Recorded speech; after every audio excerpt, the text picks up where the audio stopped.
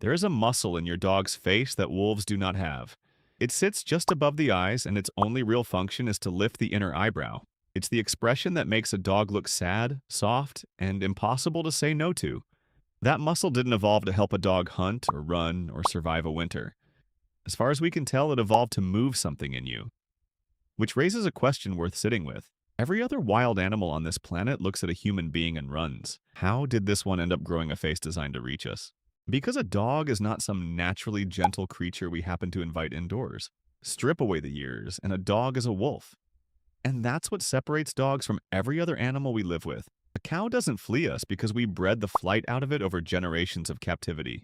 A cat came for the rodents in our grain and largely kept to itself. Both of them tolerate us, and tolerance is a different thing entirely.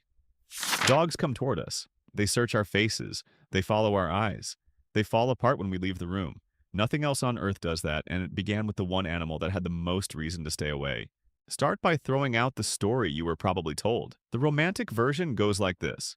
A prehistoric human finds a litter of wolf pups, brings them home, raises them with kindness, and turns them into loyal companions. It's a lovely story.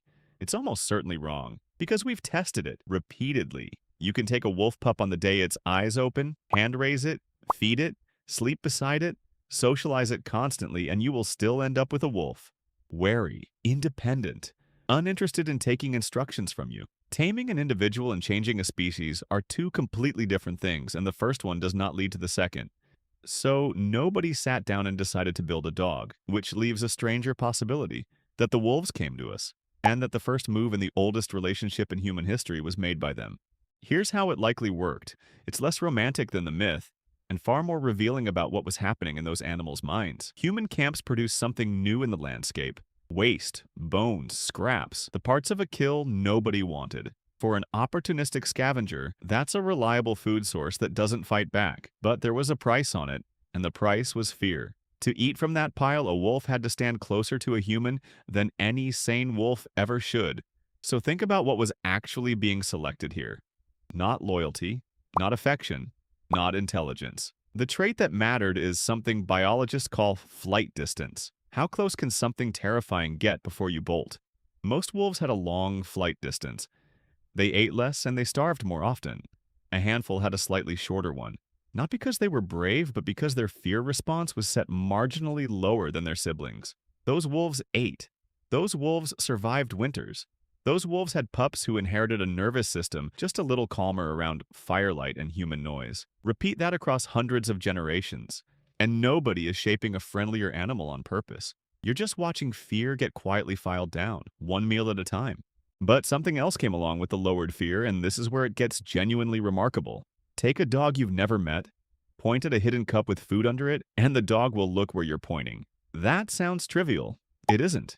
Wolves raised by humans from birth generally fail at this. Chimpanzees, our closest living relatives, are unreliable at it. But dogs read the gesture almost immediately, and puppies can do it before they've had much chance to learn it. Then there's eye contact. In wolf society, holding another wolf's stare is a challenge. It's the opening move of a fight. Dogs inverted it completely. A dog will hold your gaze and search your face for information, and when it does, research has found that oxytocin rises in both of you. The same bonding chemistry that runs between a mother and an infant. An animal built to read other wolves was quietly rebuilt to read us instead. Which brings us back to that muscle above the eyes.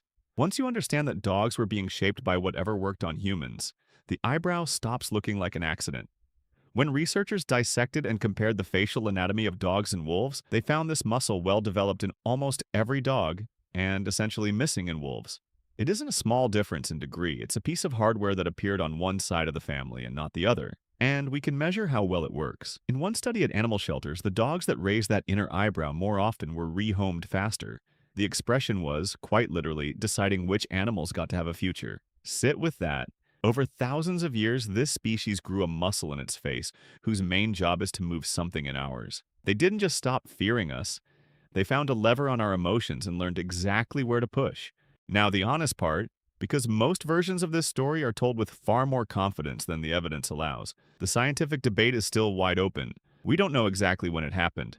with estimates spread across tens of thousands of years. We don't know for certain where, and genetic studies keep disagreeing about whether it happened once or several times in different places. Some researchers still argue humans took a far more active role than the self-domestication story allows, and the mind of that first wolf is, strictly speaking, unrecoverable. We're reconstructing a psychology from bones and from the behavior of its descendants. Anyone who tells you they know what that animal felt is telling you a story, but there's one thing the bones do tell us, and it's the part I keep coming back to. In 1914, workers near Bonn in Germany uncovered a grave roughly 14,000 years old. Inside were two adults buried with care, and with them, a puppy. Much later, a veterinarian re-examined the animal's teeth and found the signature of severe illness: canine distemper. The puppy had been gravely sick, probably through several separate bouts, over a period of weeks beginning at around 4 or 5 months old. Here's the thing about distemper in a young dog. Without intensive care, it kills within weeks. Fever, vomiting, seizures. That puppy survived far longer than it should have, which means someone kept it warm, kept it clean through the vomit and the diarrhea, gave it water, sat with it again and again through an illness they had no way of understanding. And that animal was useless. It couldn't hunt. It couldn't guard. It couldn't work. It was a sick puppy in the Ice Age, in a world with no room for passengers. They cared for it anyway, and when it died, they buried it with their own dead.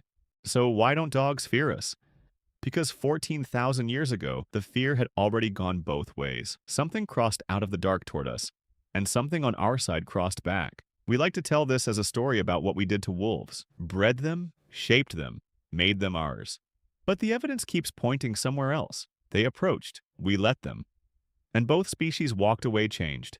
Every dog alive is descended from an animal that made a decision its entire biology told it not to make. It gave up the safety of the wild for the company of the most dangerous thing in the landscape. And every time your dog crosses a room just to lie down where you are, that ancient choice is being made again. It just doesn't feel like a risk anymore.